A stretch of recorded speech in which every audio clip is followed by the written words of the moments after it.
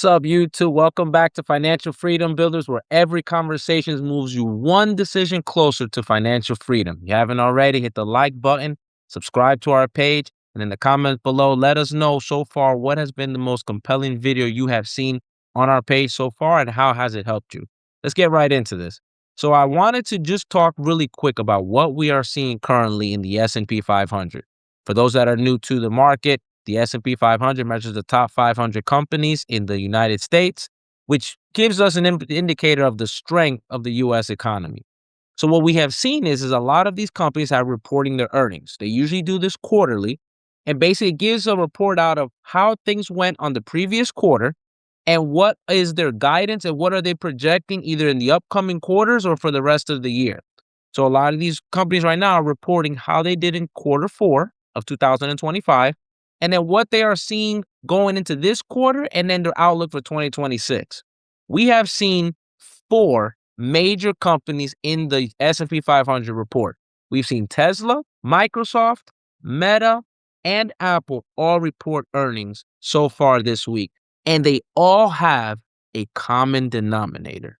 And it's one key word, which is the word of the day for this video: certainty. All of them had some glimpses of strength and some glimpses of hope that things are in the long term for the outlook of the company looking okay. However, in the short to medium term, especially going into this year, there are a lot of mysteries as to what is going to happen regarding demand, with inflation, with tariffs, with AI and beyond, government regulations, how it's going to impact their company. So from an investor standpoint, there are 3 things investors don't like to hear: fear, uncertainty, and doubt.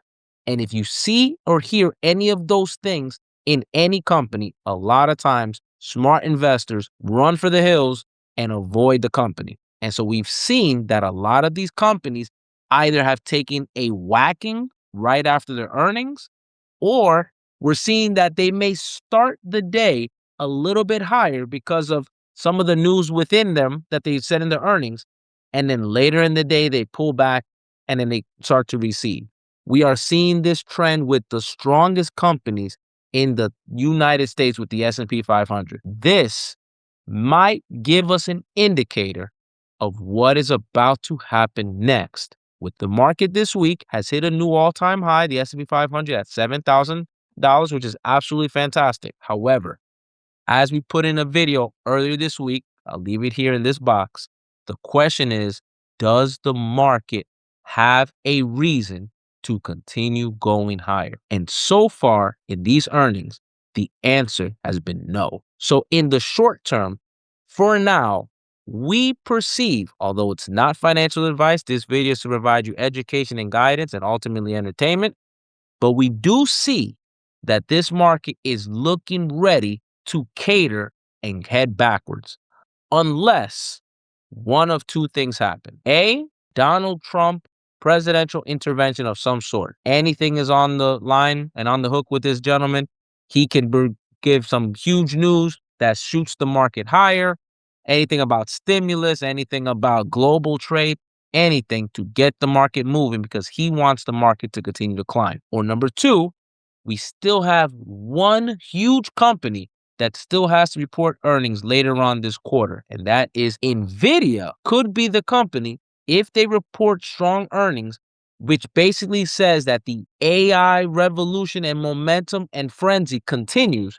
That could be enough to lift all tides in all the markets, because all those 4 companies I talked about earlier all have integration with artificial intelligence. However, if Trump doesn't come to the rescue, or if Nvidia cannot deliver on earnings in the SPY, the ticker symbol SPY, we could be running into a situation where the SPY could be revisiting as low as $651 in the short term. That is a pretty significant fall, and we have learned in the stock market with investing that the market takes the stairs up and the elevator down.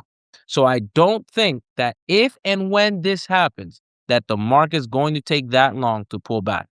Earlier this week, we saw the market already drop all the way back to the low 680s, and then it slowly started to recover because the bulls started buying in. But if we see enough negative catalysts, Nvidia doesn't deliver. We start hearing more global uncertainty, talks about the dollar and the weakening of the economy, we can see this market drifting back very quickly back to 650.